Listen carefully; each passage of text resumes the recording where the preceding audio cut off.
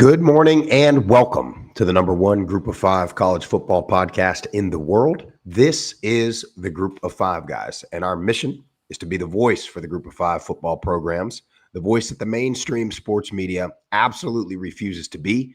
We need your help to do that. We need you to follow us on all the social platforms at Group of Five guys. Go to YouTube, Apple Podcasts, Spotify, wherever you get your best podcasts. Subscribe to the channel, leave a 5-star rating and a review.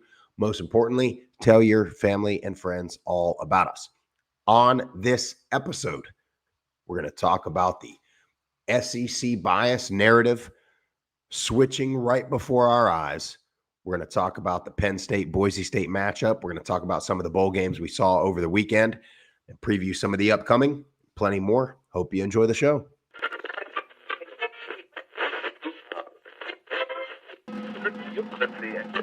Have you had it from somebody born and raised in Lafayette, Louisiana, at a tailgate? Doubt it. I said Michael Pratt has got to show up and play, and boy did he. 394 yards, 4 touchdowns, 48 rushing yards on the ground, and another touchdown. Projected getting drafted between the first and third round. Like, that's incredible. The wide receivers are absolutely stacked for the Group of Five.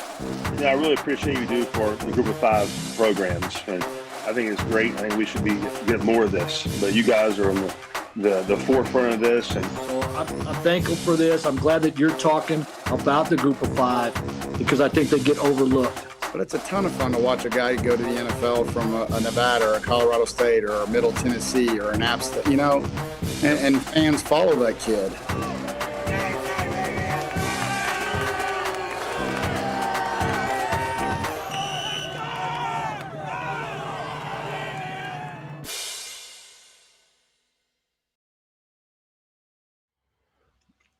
Jeff, I got to tell you, I was real close to opting out of today's show.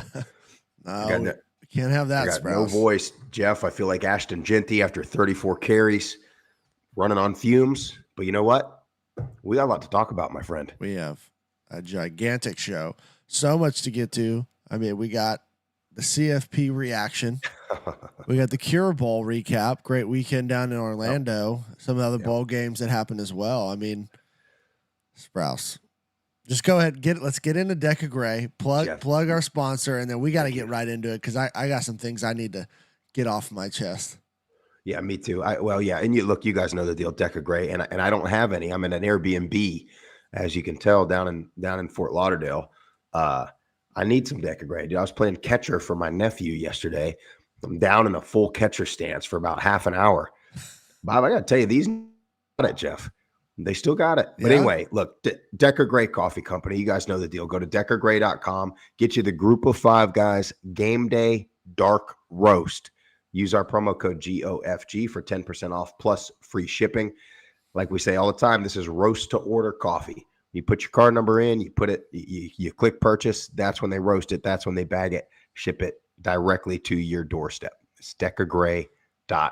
Sprouse, I got to say, last night, the missus and I made espresso martinis with the Deca Gray. Really? Top shelf, yeah. Wife's a big espresso martini fan, especially like this time of year. Yeah. It was great. It's delicious.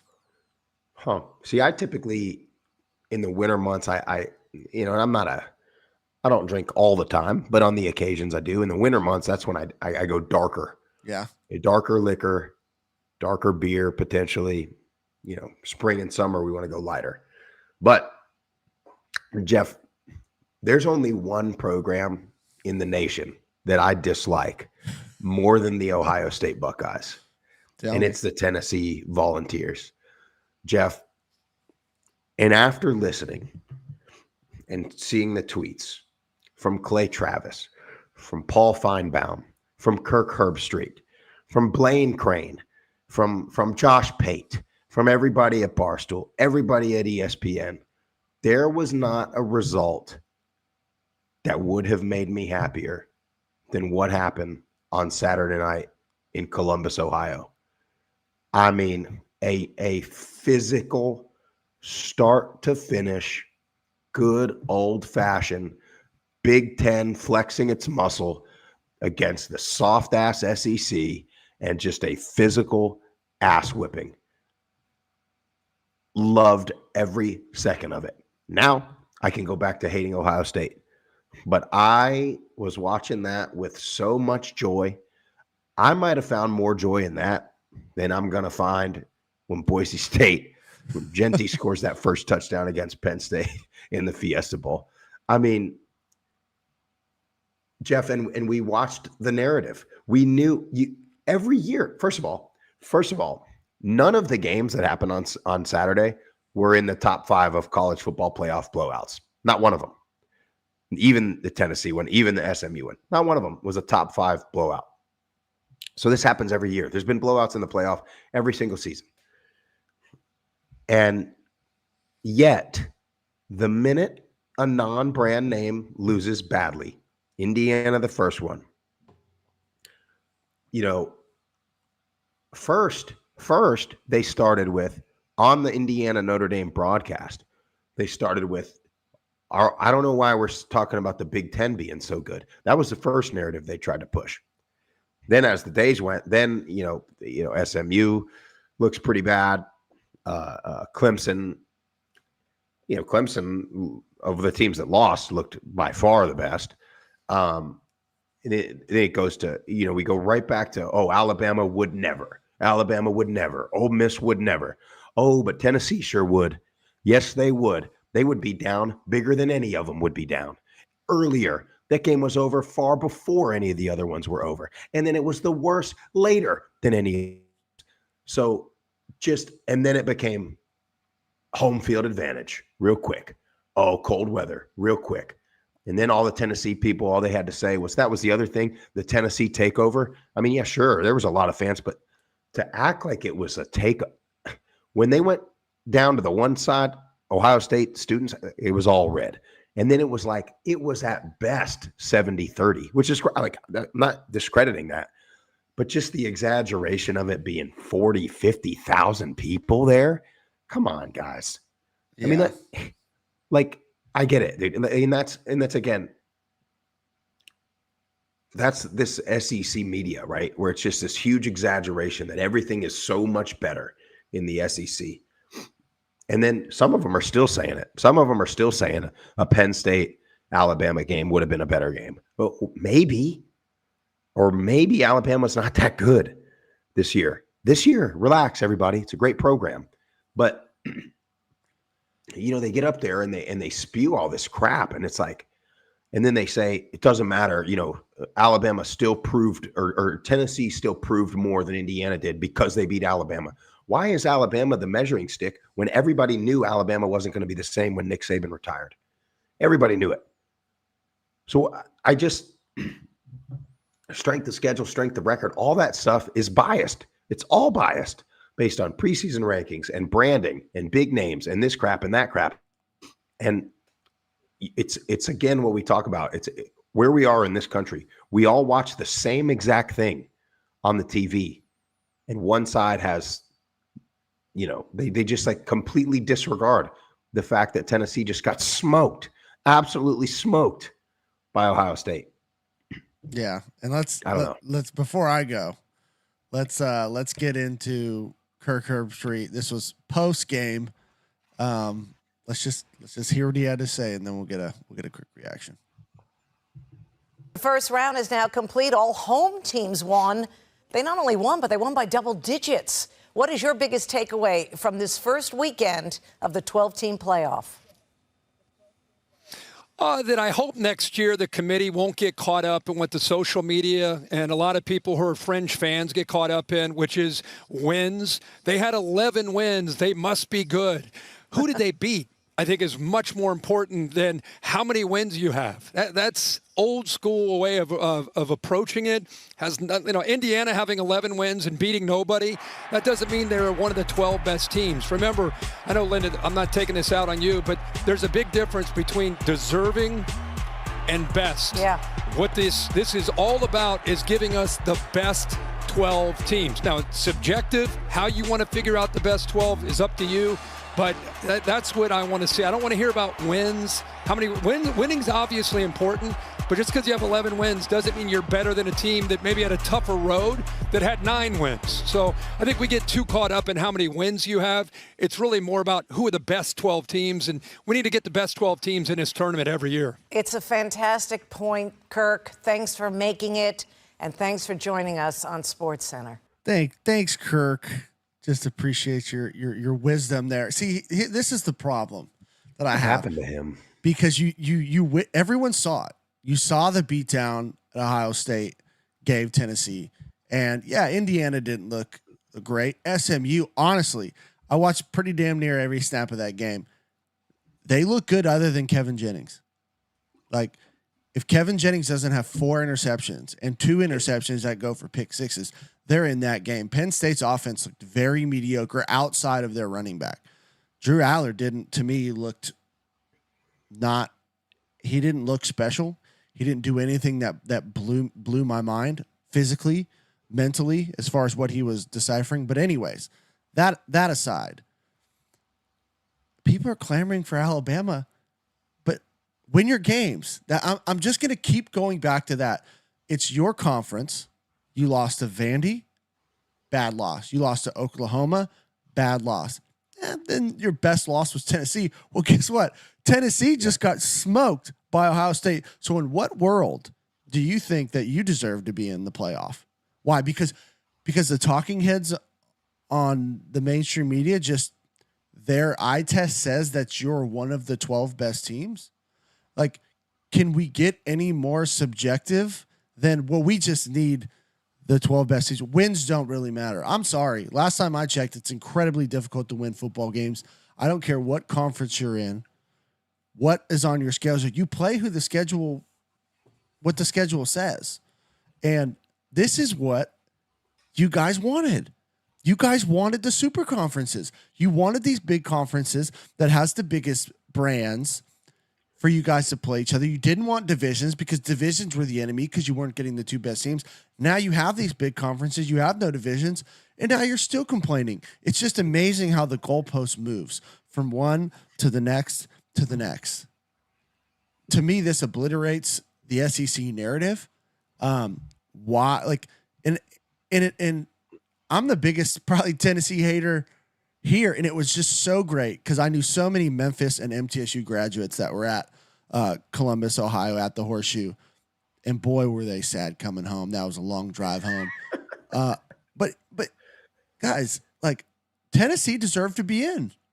They absolutely deserved to be in the playoff. Yep. They deserved it over Ole Miss. They deserved it over South Carolina. They deserved it over Alabama. And they just got smoked. And then now it's going to be, oh, we can't have home games. It's too much of an advantage.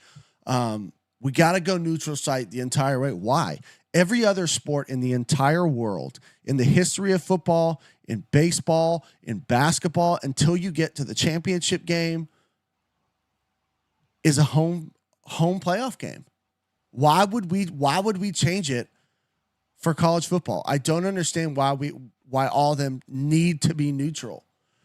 The higher seed deserves to get the home field advantage. And I'm going to be honest, I don't think it should be neutral until you get to the Final Four. That's just my opinion. I think the next round should be on campus as well. I don't care where it is. You know, if it's too cold, move the season up a little bit. But man, I had so much joy. And Joe was saying he had such a great time following me on Saturday, my Twitter.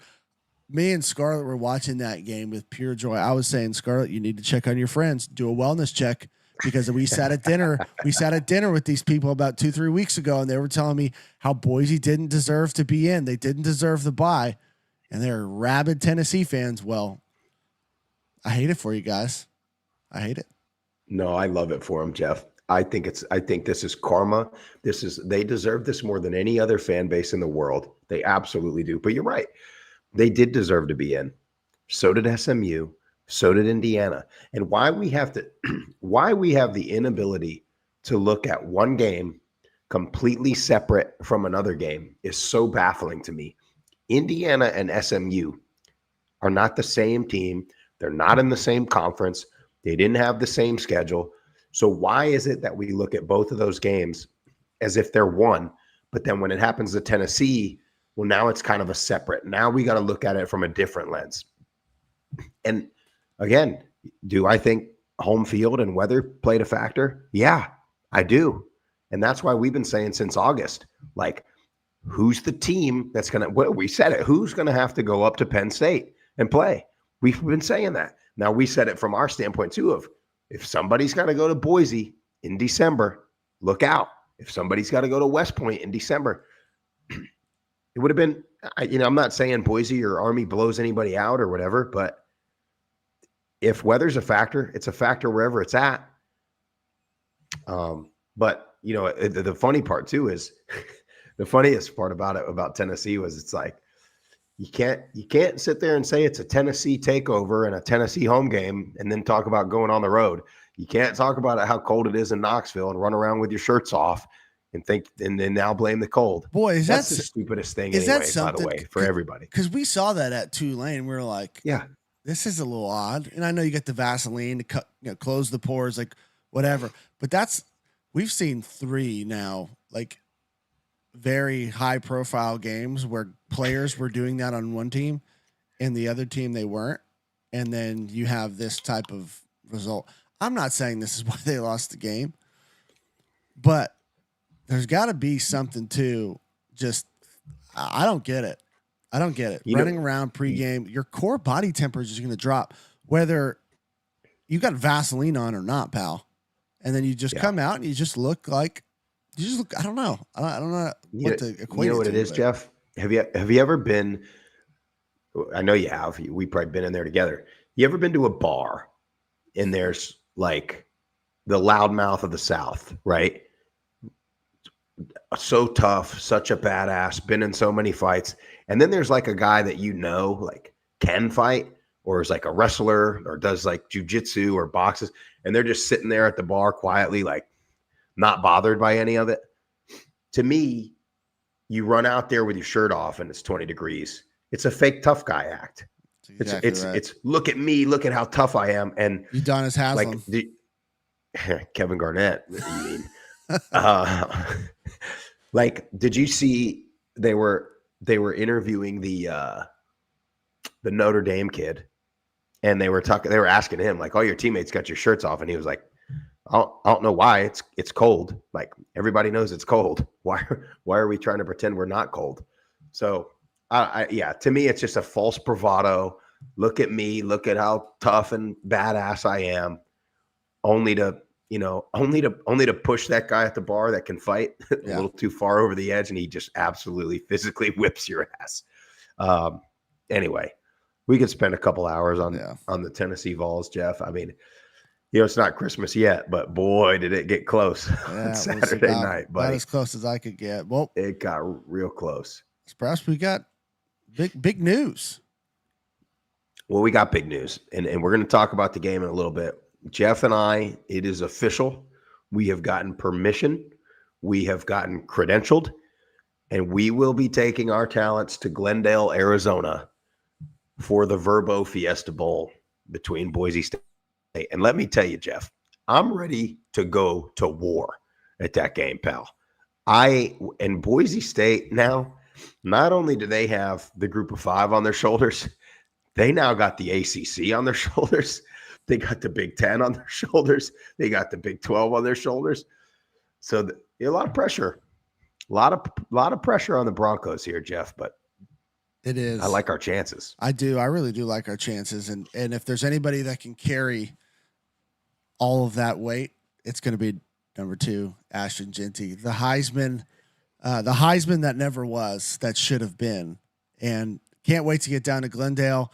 Getting to spend some time. My sister lives in Arizona, so we're actually getting to fly in, stay with her, get to see her new baby, and then, man, we'll get to go to the game. And I'm going to try and hit up some of the media stuff they have behind the scenes, so stay tuned for that a few days prior to New Year's Eve. Hard sell. It was a hard sell to get there.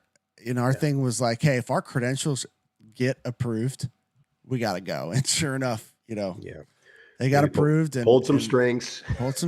Got the credentials approved, and added like, babe, this is once in a lifetime opportunity. So we will be at the Fiesta Bowl. I'll I'm thinking of just painting my face like William Wallace with the half, blue. Yeah, I would. And ready to go to battle. Yeah, I can't wait.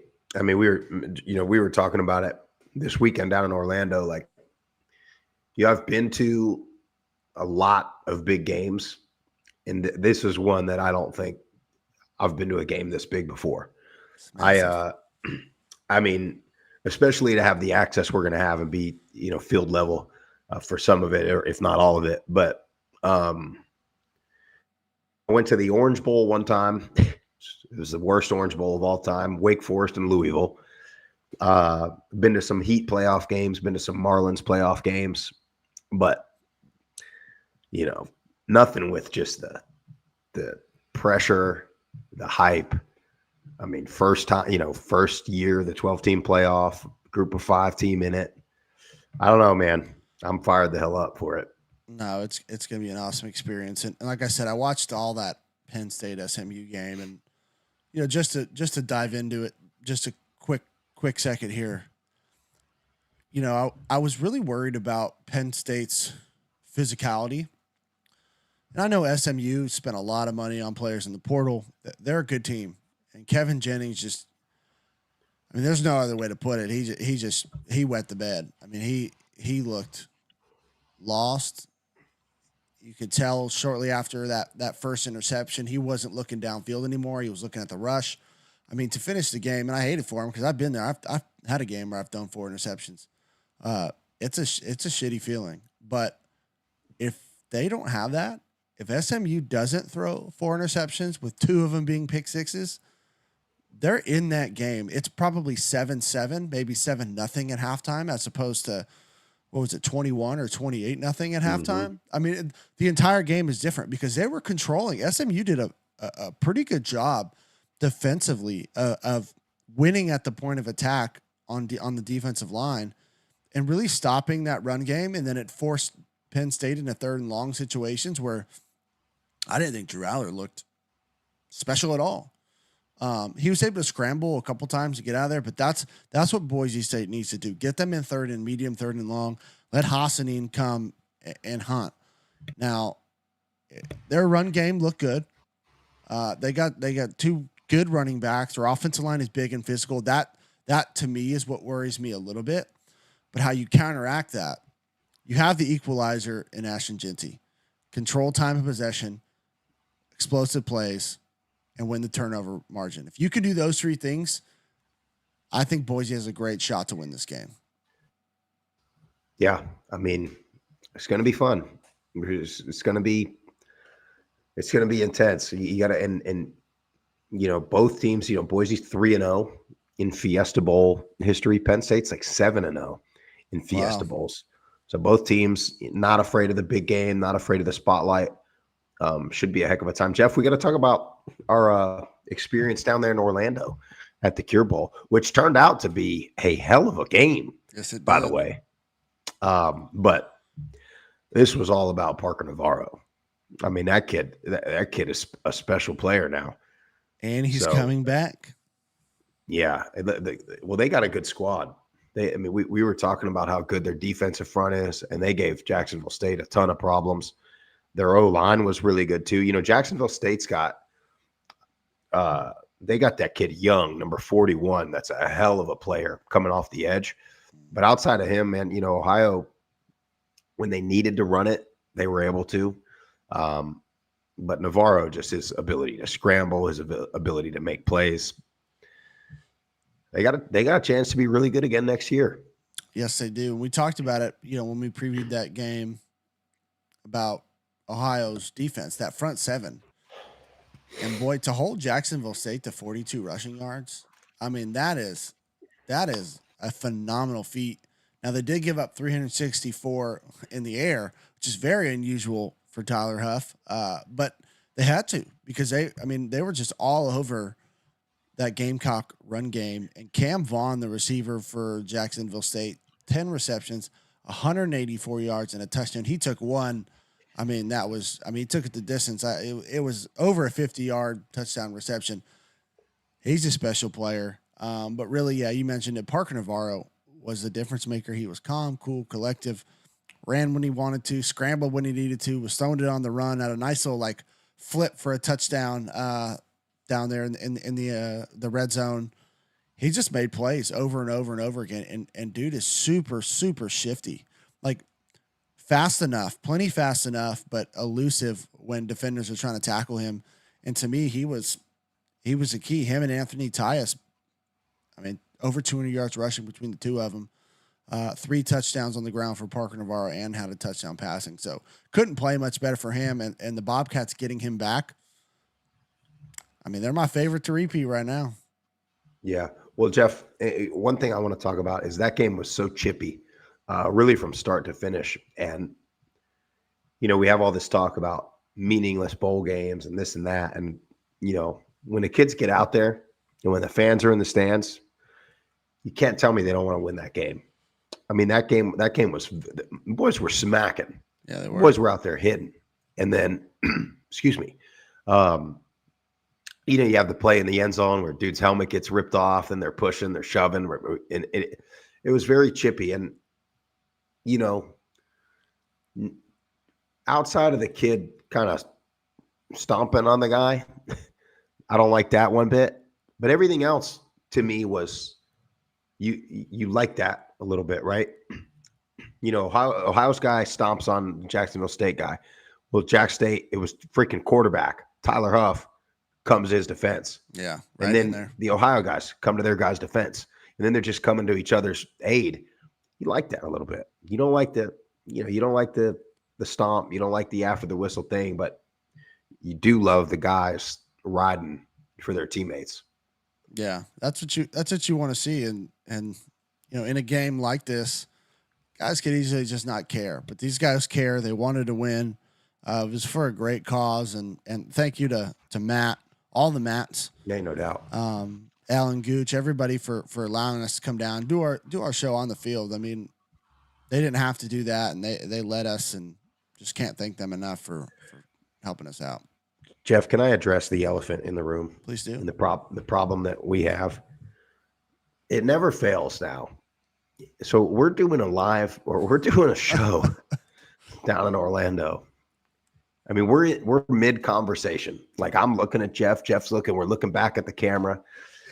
Matt, not me, the other Matt is standing there kind of behind the camera. And one man in particular just like completely disregards our conversation, our camera, our setup. And he comes in, and if you go back and watch the show, you can see the shadow. He doesn't actually physically get into the clip until he like kind of walks behind where I'm standing. But you can see his shadow, and he's like up there with his phone taking a picture of the helmet on the setup. Like I get it, it was a great setup. But I mean, like, buddy, we're on the air, pal. Yeah. And it's just like nothing like, and it happened. That happened to us at Toledo twice. 2 different people at Toledo did something like that. I feel like it happens almost everywhere we go. And the question is, why?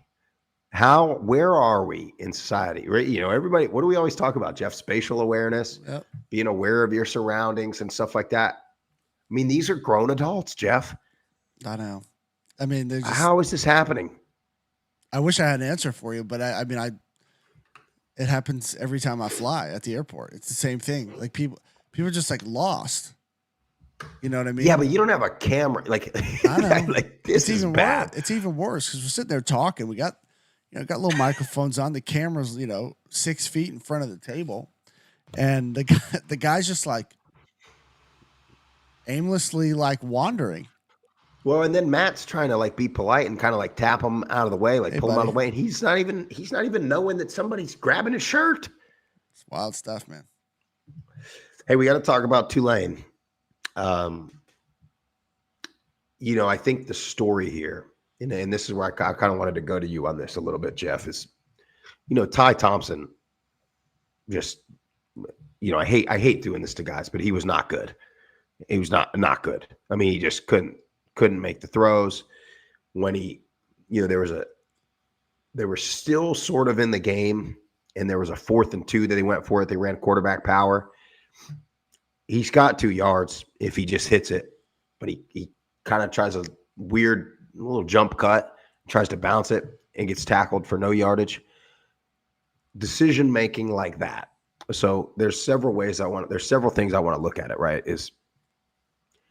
Here's another example of a fan base wanting a certain guy.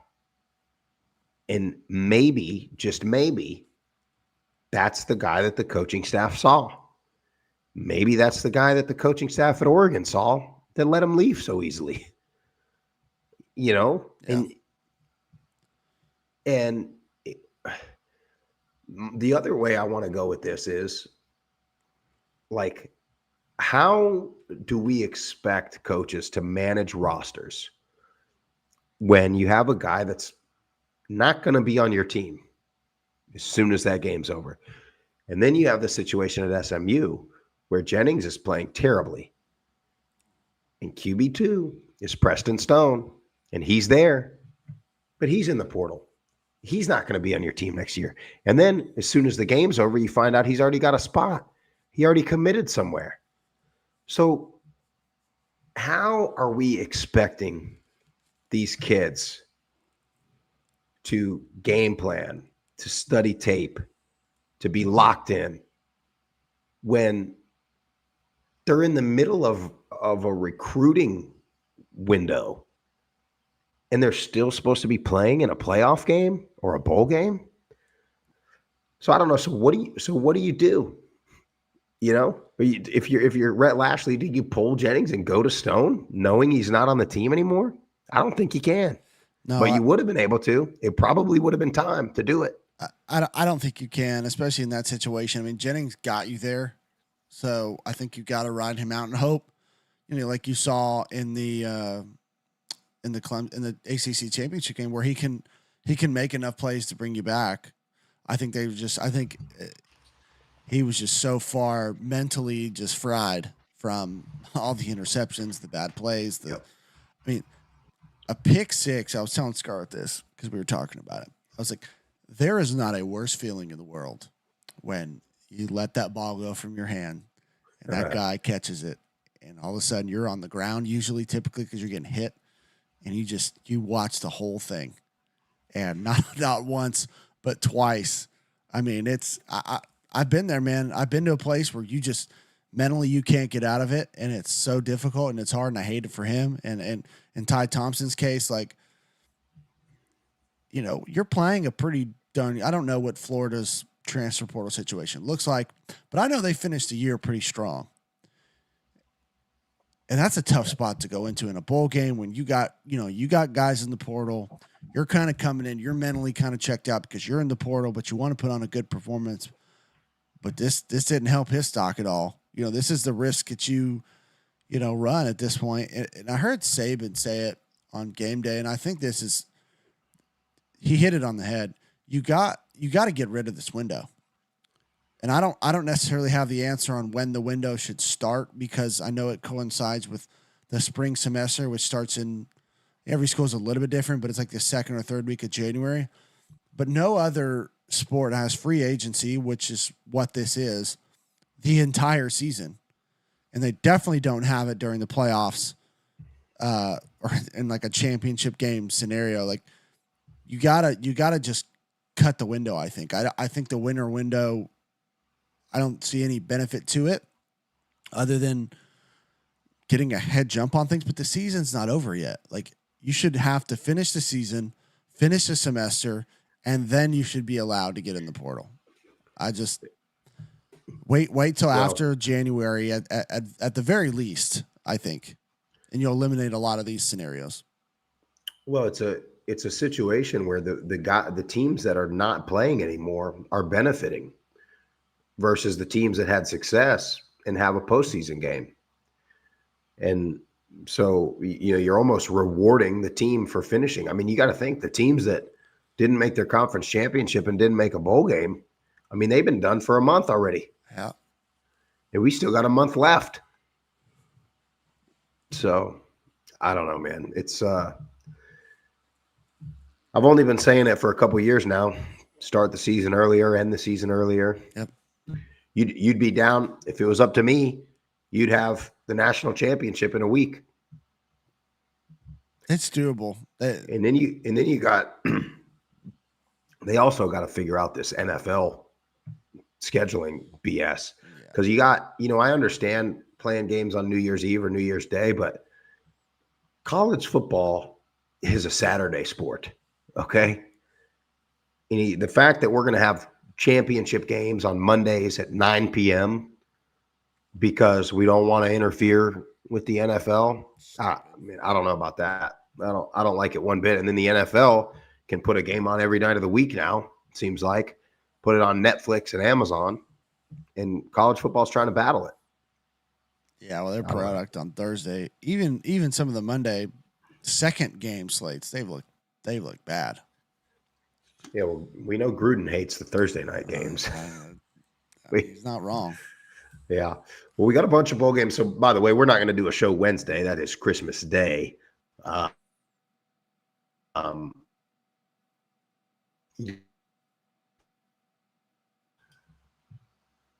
You got me still, Jeff? There you go. Yeah, you went away and came back.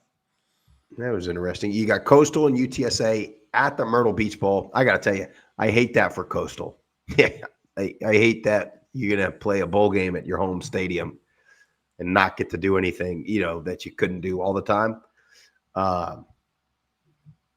Again, these bowl games, there's no telling. There's absolutely no telling what's going to happen. Interesting matchup, though. Yeah, it is. And I think UTSA handles this pretty well. I think Coastal's had a lot of guys in the portal. We just saw Ethan Vasco commit to Liberty, which I personally think that's a good fit for him. Familiar system, obviously, coaching Chadwell. He's got all the physical tools, so we'll see how that pans out. But I want to see Owen McCown. I want to see him just dominate this game. He played well down the stretch. UTSA, they rattled off some big wins at the end of their schedule. I know Coastal's got a home game, but I think UTSA wins this game. Yeah, then you got NIU versus Fresno State in the famous Idaho Potato Bowl. That'll be on the blue turf. Fresno been there a bunch. NIU, potential, future Mountain West team. Kind of a good matchup. I think NIU probably is going to be more dialed in. I think they're going to be more excited to be there. I'll take the Huskies. Yeah, again, I don't know. I know Mikey Keene's in the portal. I'm pretty sure Ethan Hampton, the quarterback for NIU, is in the portal. I don't know if he's come back out of it. It's just so hard to judge these games. You don't know who's playing. So I think we're going to have two different quarterbacks playing this game. I haven't read anything that said they were going to stay in the portal but play. So we'll see. We'll see what happens. I'll take Fresno State just because you're taking NIU. Yeah, then you got South Florida and San Jose State in the Hawaii Bowl. Nick Nash playing? I don't know. That's the problem. There's not like a message board that's like, well, it's just too much to keep up with. I hope he is. I hope he gets to strap it on one more time. He seems like the type of guy that would, you know what I mean? Yeah. Let's see if I can find. Based on what he's, been through, I guess, as a player. As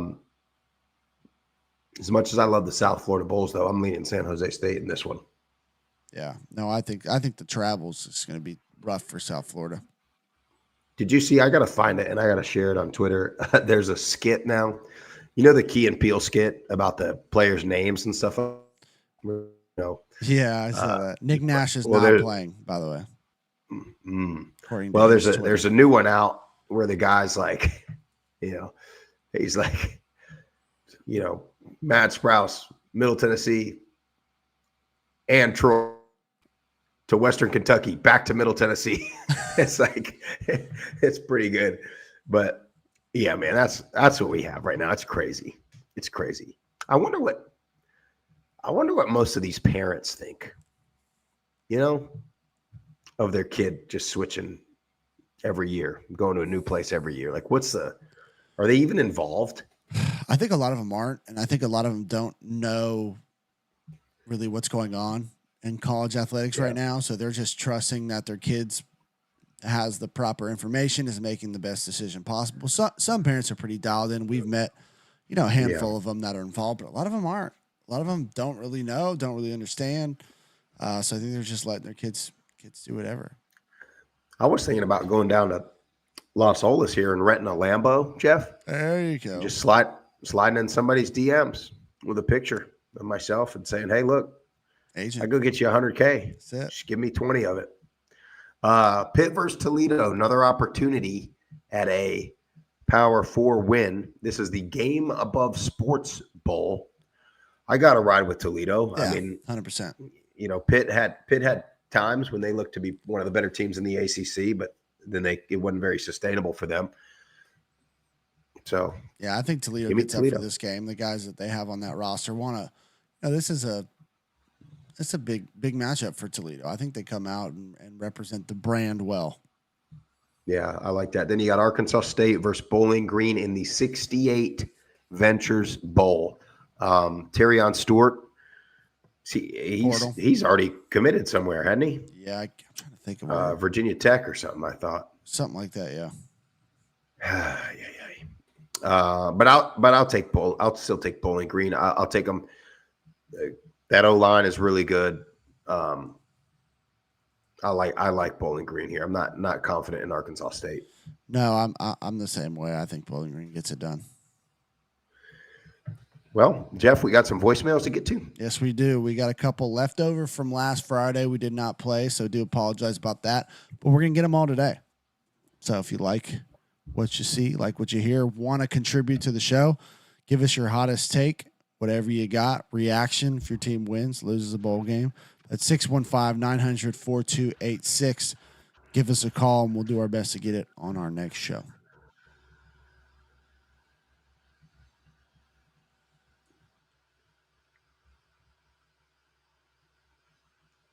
Group of 5 guys. Chuck here, calling on a Thursday morning after a fantastic performance, particularly in the second half for the JMU football Dukes. Big time win in the Boca Raton Bowl. Was a little worried after the first half. They were starting to kind of dip into the same mistakes and play calling issues and things that led them to the last losing the last 2 games of regular season. But boy, that second half, they turned it around. Probably the best second half they've played all year. But just really proud of the team. If you'd have said that, if you'd have told JMU fans at the beginning of the year that they were going to be 9-4 with a bowl victory, I think every fan would probably take it in a heartbeat. So I think considering what all we lost and what we had to replace and what Chesney, the hand he was dealt, phenomenal job. We got some things to clean up. Make sure people stay on the team, not seek the portal. But other than that, really proud of them. Especially the backup, Billy Atkins, and the backup, J.C. Evans, just really stepped up. But a lot of momentum going into the off season. We've got a core group. Hopefully everyone stays together. But really solid performance. So we're finished up year 3 of the FBS transition, and JMU is 28-9. So I feel like that's pretty strong, and the future's only going to get better. And I feel like Chesney's the right choice to lead them to the promised land. But anyway, just really proud of them. Came together and got that first bowl victory in program history. So anyway, y'all have a good one. We're going to be rooting for the G5 rep, Boise State. Take it to them. Genty. No mercy, scorched earth. But anyway, y'all take care and happy holidays. All right. Appreciate you, Chuck. I think if you're a JMU fan, and I said this Friday, considering all that you've lost, you should be extremely happy with the coach that you have, the core that you have built, and the momentum this win, gives you moving forward. Well, you lost a playoff roster if you really think about it. And by the way, did you listen to them on game day talking about that? They're talking about how Indiana got their whole 13 guys or whatever from James Madison, and they're like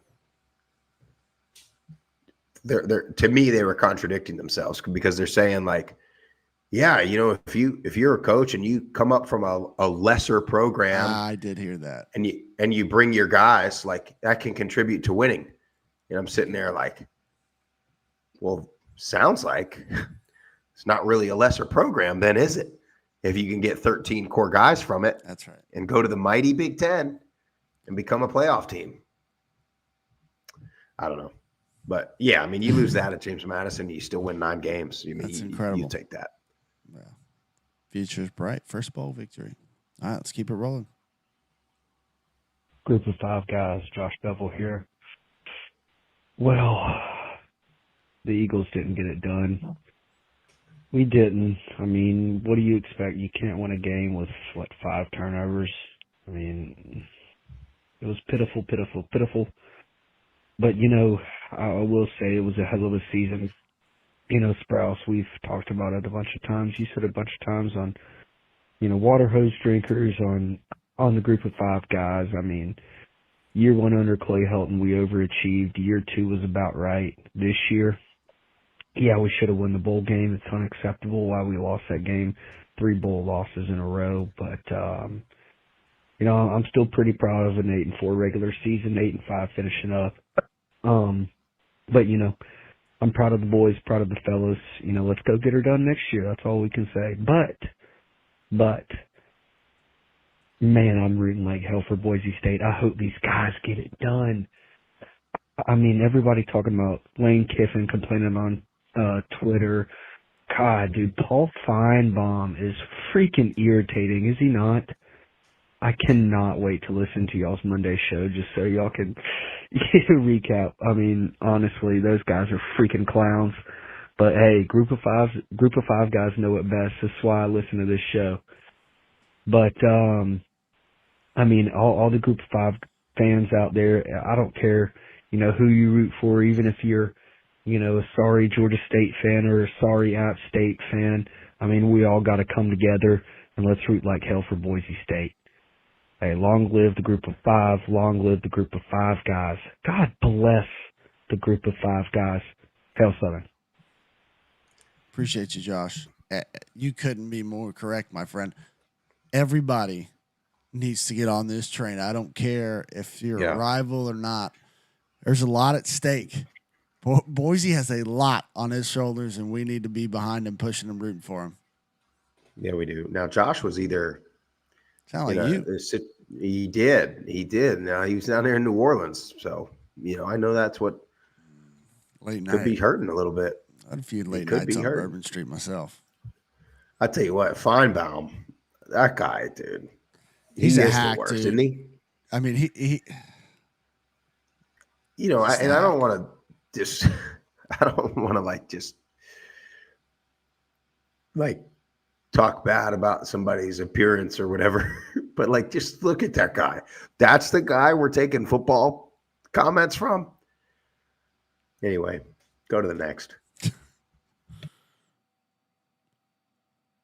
What's up, guys? Zach Green here, just calling in with the re-record because I got too long-winded. Jeff, just go ahead and play this one, if you will, please. Hope y'all made it down there safely. Hope we got a really great game today in the Cure Bowl.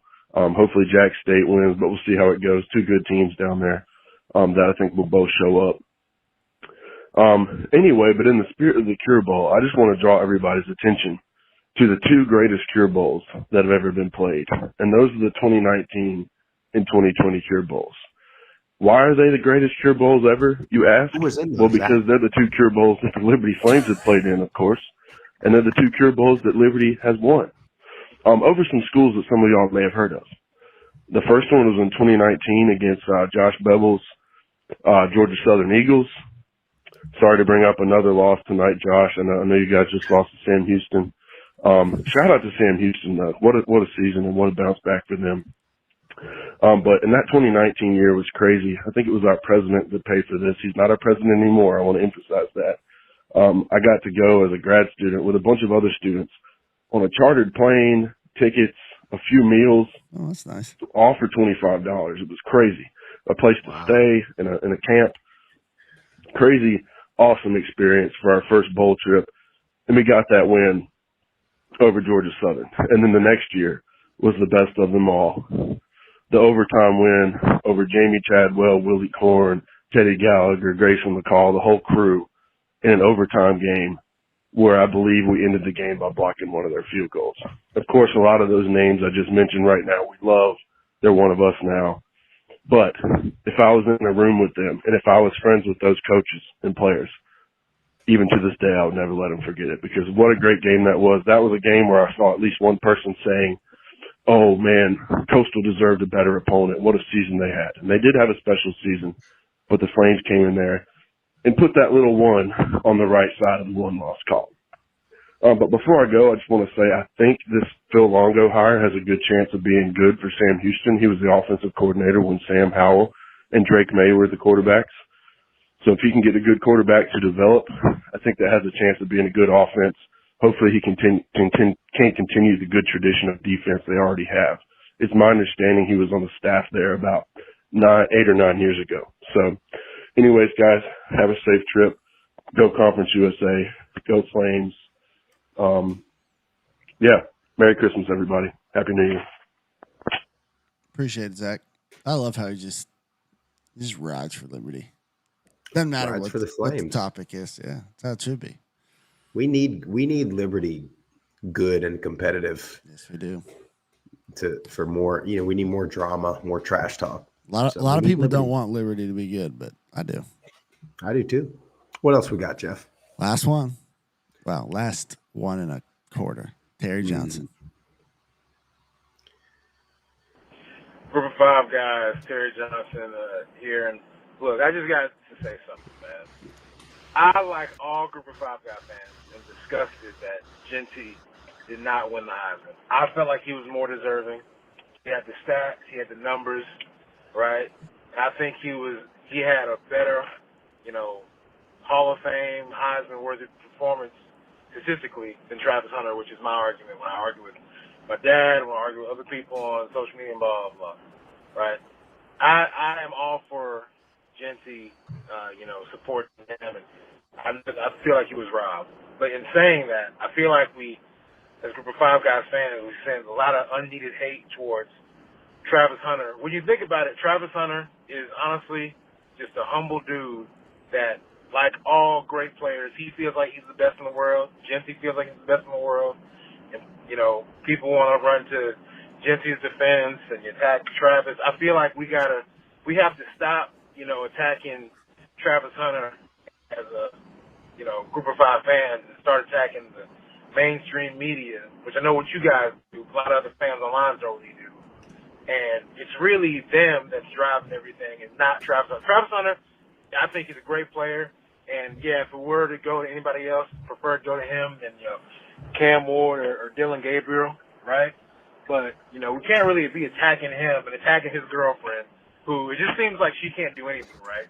It seems like Travis Hunter's girlfriend can't do anything, right? So she's just walking on eggshells half the time.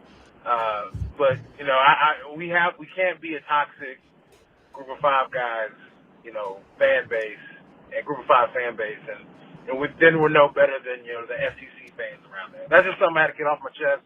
I do feel like Genty was cheated, but I am happy for Travis Hunter and himself. And it's not his fault that Coach Prime is, the way he is and extravagant. And I actually like Coach Prime, you know what I'm saying? But, it's not his fault that, the media pushed him. He goes out there and performs. But just had to get that off my chest. Let's, stop being toxic and let's support, the players that are actually going out there putting up good numbers and, not be, fire-breathing fan base like these SEC and Big Ten fans and P4 fans, all right? Let's do that. So that's all I got to say. God bless Group of Five. God bless Group of Five guys. Go Cajuns. Oh, yeah, one more thing. I was the original one who coined the phrase, God bless Group of Five, God bless Group of Five guys. I'm the one that started it. I know I was, right? Then after me, everybody started doing it. Now, as far as long live Group of Five guys, anybody started saying that, I can't say that. But as far as whoever started saying God bless Group of Five, God bless Group of Five guys, that's me, Terry Johnson, Go Cajuns. All right? I feel like I should get a penny anytime somebody says that phrase. But we're not going to get to that. Give me some NIL money. Anyway, God bless Group of Five. God bless Group of Five guys. Go Cajuns. Appreciate you, Terry. 100%. That was you. What's Terry? Well, Terry, I'd be glad to give you a penny. Once you, as long as you're not taking 20% when we ink a big TV deal, no doubt. I'll give you a penny for every time somebody says it. But yeah, the Travis Hunter girlfriend thing is weird. That's a weird Twitter space to get in. Yeah. It's he's right. At first you're like, God, what's wrong with that girl? But now you're right. It's like, she can't, whatever she does now, she's, however, the Travis Hunter fame and stuff is just getting started. So, they're going to have to figure out real quick what how they're going to deal with that as a couple. But, well, that's all we got, Jeff. Jeff, I can't wait to get to Glendale, Arizona, my friend. It's going to be absolutely incredible experience. We'll keep you guys updated on, when we're doing shows, if we're doing shows. Yep. We hadn't quite hammered all those details out yet, but we'll keep you guys posted. Well, we got an inside drill we got to drop too, so I'll try and get that. Yeah, we do. We should have a couple more coming as well. But yeah, no show Wednesday. Obviously, Christmas Day. We're doing a show Friday, I believe, right, Jeff? Yeah. We'll talk about that. But then Monday, good Lord, that's coming quick. Yeah. Monday next week is travel day out there to Glendale. So we need all. I mean, we just need all the vibes, the whatever else you want to put into the air, the prayers, the togetherness. We need all of it. And we need a Boise State victory next week. Yes, we do. But we'll be there. We'll be there rooting like hell for the Broncos. But, guys, we appreciate everybody for jumping on here, joining us, watching, listening. Thank you for all the support. We hope everybody has a very, very Merry Christmas. We will see you before the New Year's, but have a Happy New Year as well. God bless the Group of Five, guys. God bless Group of Five. Go Cajuns. Is that how you do it?